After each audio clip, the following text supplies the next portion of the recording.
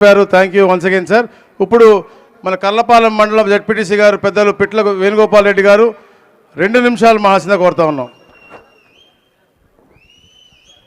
సభను అలంకరించినటువంటి పెద్దలందరికీ ప్రత్యేక ధన్యవాదాలు తెలుపుతూ, ఈరోజు నేను వైఎస్ఆర్ కాంగ్రెస్ పార్టీలో నుంచి జడ్పీటీసీగా గెలిచి ఆ కుర్చీకి పదవి అంకితమయ్యి ఎటువంటి విలువలు లేని ఆ పదవికి భారత రాజ్యాంగం కల్పించినటువంటి ఆ పదవి విలువలు కూడా లేకుండా ఉండటం వల్ల, లోకల్ పాలిటిక్స్ కూడా ఎక్కువ ప్రెజర్గా ఉండటం వల్ల, విలువ లేని పదవులకి నచ్చనందున వల్ల సమాజంలో ఏదో ఒక సేవ చేయాలనే ఉద్దేశంతో ఉన్నాను.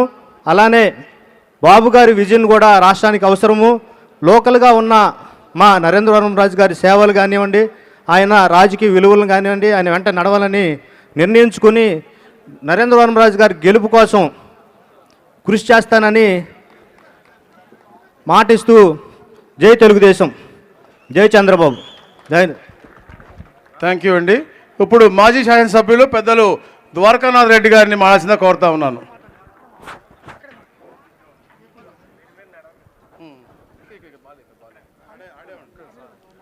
మన జాతీయ అధ్యక్షులు మాజీ ముఖ్యమంత్రి వర్యులు నారా చంద్రబాబు నాయుడు గారికి, రాష్ట్ర అధ్యక్షులు అచ్చెన్నాయుడు గారికి, మిగతా స్టేజ్ మీద ఉన్న ముఖ్య నాయకులకు అందరికీ, ఇక్కడికి వచ్చిన కార్యకర్తలకు అందరికీ నా హృదయపూర్వక నమస్కారాలు తెలియజేసుకుంటున్నాను. ముఖ్యంగా నేను ఈరోజు తెలుగుదేశంలో పార్టీలో చేరినాను. ముందు 1994 నుంచి 99 వరకు నేను చంద్రబాబు గారి నాయకత్వంలో తెలుగుదేశం పార్టీ శాసనసభ్యునిగా ఉన్నాను. తర్వాత మా లక్కిరెడ్డిపల్లి నియోజకవర్గం డీలిమిటేషన్ పోవడం వల్ల, రాయచోటిలో నియోజకవర్గం రావడం వల్ల ఆ రోజు నుంచి నేను పార్టీకి దూరంగా ఉన్నాను.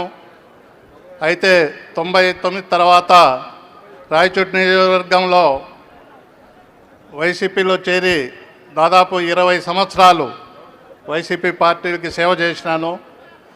సేవ చేసినాక నాకు ఇక్కడికి వచ్చిన అధికారం వచ్చినాక, రాష్ట్ర ముఖ్యమంత్రి జగన్మోహన్ రెడ్డి వచ్చిన తర్వాత నేను గమనించింది ఏంటంటే,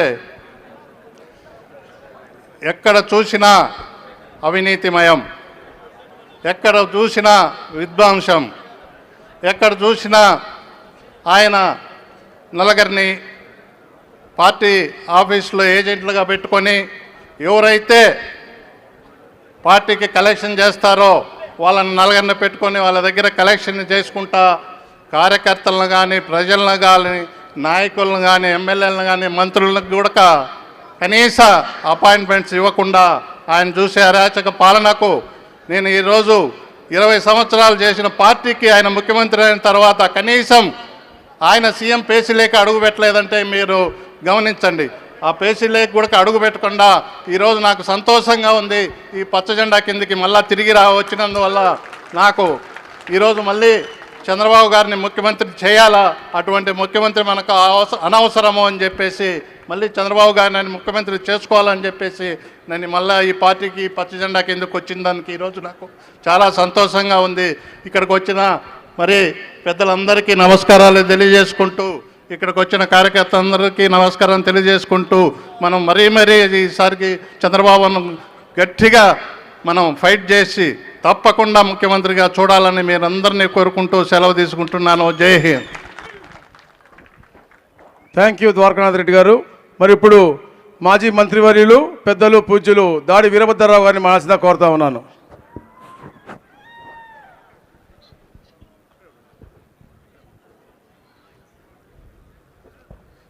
సభకు నమస్కారం. 150 175కి ఎన్నండి 25 వదిలేసాం. అవతల పార్టీకి ఒక 25 వదిలేద్దాం. మనకు ఖచ్చితంగా ఈ ఎన్నికల్లో మొత్తం 175కి 150 సీట్లు మనం సాధించి తీరుతాం. రాజకీయ ప్రపంచం ఇవాళ నడుస్తుంది. ఎక్కడ చూసినా ఈ ప్రభుత్వాన్ని దించేయాలి, ఈ ప్రభుత్వాన్ని ఉంచకూడదు. ఈ ప్రభుత్వం కొనసాగితే మన బ్రతుకులు నాశనం అయిపోతాయి. మనల్ని బిచ్చగాళ్ళ కింద చూస్తున్నాడు ఆయన. సంక్షేమ పథకాలు మీకు ఇస్తున్నాం, మీరు చచ్చినట్టు మీ ఇంట్లో కూర్చోండి అనేటువంటి డిక్టేషన్ అక్కడ కనబడుతుంది.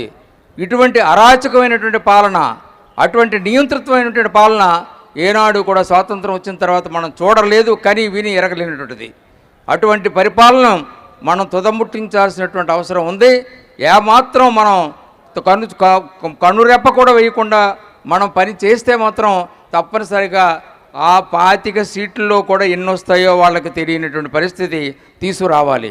కాబట్టే దేశ రాజకీయాల్ని, రాష్ట్ర రాజకీయాల్ని దశాబ్దాల పాటు శాసించినటువంటి మన నాయకుడు చంద్రబాబు నాయుడు గారిని కావాలని తప్పుడు కేసులు పెట్టి వారు హింసించారు. ఆ ఫలితాన్ని వారు అనుభవిస్తారని చెప్పేసి నేను తెలియపరుస్తున్నాను.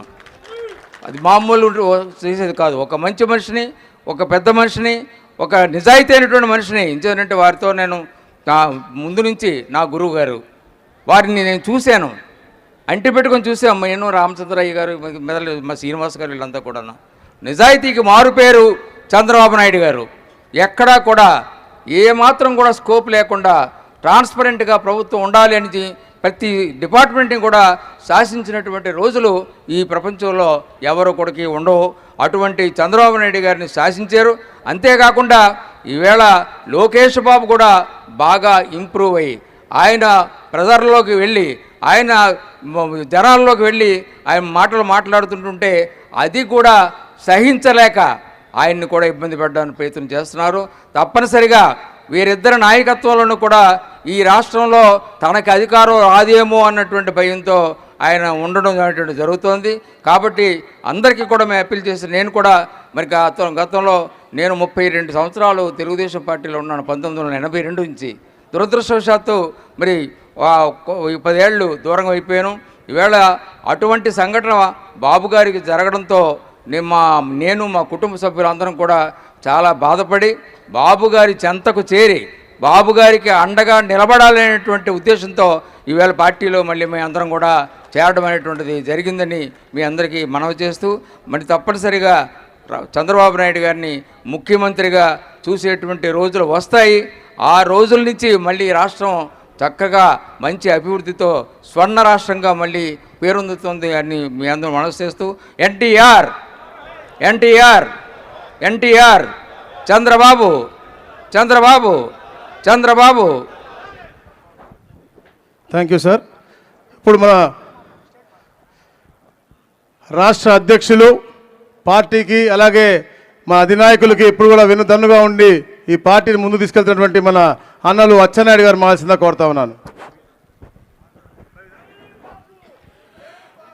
పెద్దలు, గౌరవనీయులు, మనందరి అభిమాన నాయకులు శ్రీ నారా చంద్రబాబు నాయుడు గారికి, వేదిక పైన ఉన్నటువంటి తెలుగుదేశం పార్టీ కుటుంబ పెద్దలందరికీ, ఇప్పుడే మన పార్టీ పైన, మన నాయకులు చంద్రబాబు నాయుడు గారి పైన అచంచలమైనటువంటి విశ్వాసంతో మన పార్టీలో చేరినటువంటి శాసన మండలి సభ్యులు పెద్దలు శ్రీ రామచంద్రయ్య గారు, మాజీ మంత్రివర్యులు శ్రీ దాడి వీరభద్రరావు గారు, మాజీ శాసనసభ్యులు శ్రీ ద్వారకానాథరెడ్డి గారు, ఈరోజు అనంతపురంలో పెద్ద స్థాయిలో వచ్చినటువంటి ముస్లిం మైనార్టీ నాయకులందరికీ, అదేవిధంగా పార్వతీపురం నియోజకవర్గం నుంచి పార్టీలో చేరినటువంటి నాయకులకి, అదేవిధంగా బాపట్లలో చేరినటువంటి జడ్పీటీసీ వారి అనుసూయులందరికీ కూడా రాష్ట్ర పార్టీ తరఫున సాధారణంగా తెలుగుదేశం పార్టీలోకి స్వాగతం పలుకుతున్నాను. ఒకసారి మనందరం కూడా ఆలోచన చేయాలి. రాజకీయాలు కొత్త కాదు, ప్రభుత్వాలు కొత్త కాదు, శాశ్వతంగా ఉండవలసిన వాళ్ళు ప్రజలు. 4 సంవత్సరాల 7 మాసాలు అయింది సైకో జగన్మోహన్ రెడ్డి నాయకత్వంలో ఈ రాష్ట్రంలో 5 కోట్ల మంది ప్రజలు కూడా ఇబ్బంది పడుతున్నటువంటి విషయాన్ని గుర్తుపెట్టుకోవాలి. ఈరోజు తెలుగు ప్రజలందరికీ ఈ రాష్ట్ర పౌరుడిగా తెలుగుదేశం పార్టీ అధ్యక్షుడిగా కాదు, ఈ రాష్ట్ర పౌరుడిగా ఒక విజ్ఞప్తి చేస్తున్నాను. రేపు జరగబోయినటువంటి ఎన్నికలు తెలుగుదేశం పార్టీకి వైసీపీ పార్టీ కాదు, తెలుగుదేశం పార్టీకి జనసేన పార్టీ కాదు, 5 కోట్ల మంది ప్రజలకి జగన్మోహన్ రెడ్డికి జరుగుతున్నటువంటి ఎన్నికని చెప్పి ప్రతి ఒక్కరు కూడా భావించాలి. 5 కోట్ల మంది ఆంధ్రులు కూడా, రాష్ట్రం అంతా కూడా, అన్ని వర్గాలు కూడా, అన్ని మతాలు కూడా ఈరోజు ఇబ్బంది పడుతున్నటువంటి పరిస్థితి వచ్చిన విషయాన్ని మీరు గుర్తుపెట్టుకోవాలి. ఈరోజు జగన్మోహన్ రెడ్డి ఈ 5 సంవత్సరాలు చాలా దారుణాతి దారుణంగా వ్యవహారం చేశాడు. ఈరోజు మళ్ళీ సభల్లో మాట్లాడుతున్నాడు. తెలుగుదేశం పార్టీ, చంద్రబాబు నాయుడు గారు ఎన్నో పార్టీలతో పొత్తు పెట్టుకుంటున్నారని, అదేవిధంగా అవకాశం వస్తే కుటుంబాల్లో చిచ్చు పెట్టడానికి కూడా ప్రయత్నం చేస్తున్నారని జగన్మోహన్ రెడ్డికి అడుగుతున్నాను. కుటుంబాల్లో చిచ్చు పెట్టడానికి ఈ రాష్ట్రంలో ఏ కుటుంబమైనా సరే ఆనందంగా లేదు. రాష్ట్రంలో అందరికీ అన్యాయం జరగనటువంటి కుటుంబం ఈ రాష్ట్రంలో లేదు. నీ వల్ల, నీ పరిపాలన వల్ల రాష్ట్రం అంతా కూడా దిగాలాగా తయారైనటువంటి విషయాన్ని గుర్తు చేస్తూ మనందరి ధ్యేయం, నేను ఒక మాట చెప్పాను 1 సంవత్సరం ముందు, అది 100% అమలు జరుగుతుంది. రేపు ఎన్నికల్లో 160 స్థానాలతో తెలుగుదేశం జనసేన పార్టీ అధికారంలోకి వస్తుందని, దానికి మనందరం అంకిత భావంతో పనిచేయాలి. ఈరోజు తెలుగుదేశం పార్టీలో చేరిన వాళ్ళు సామాన్యులు కాదు, మేధావులు, పార్టీకి సలహాలకు ఇచ్చిన వాళ్ళు, పార్టీకి కష్టపడి పని చేసిన వాళ్ళు. ఈరోజు చాలామంది మేము ఫోన్లు ఎత్తలేకపోతున్నాం, మాకు అవకాశం ఇవ్వండి, మేము తెలుగుదేశం పార్టీలోకి వస్తాం, మేము 3 ఎమ్మెల్యేలు వస్తాం, ఒకరికి టికెట్ ఇవ్వండి అని బంపర్ ఆఫర్లతో మనకి ఈరోజు చాలామంది ఫోన్ చేస్తున్నారు. తెలుగుదేశం పార్టీ, చంద్రబాబు నాయుడు గారు తెలుపులు తెరిస్తే వైసీపీ పార్టీలో ఒక్కడ కూడా మిగలడని చెప్పి ఈ సందర్భంగా తెలియజేస్తున్నాను.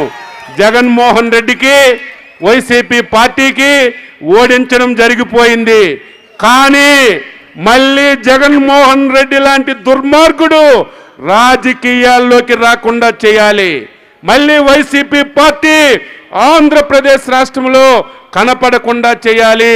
దానికి మనందరం కూడా కలిసికట్టుగా కృషి చేద్దామని మీ అందరికీ తెలియజేస్తూ, చాలామంది ఇన్ఛార్జీలు ఉన్నారు మాట్లాడడానికి. ఈ సమావేశం అయిన తర్వాత పక్కనే ఈరోజు స్థానిక సంస్థలు సదస్సు కూడా పెట్టుకున్నాం. దయ ఉంచి ఏమీ అనుకోకుండా ఇన్ఛార్జీల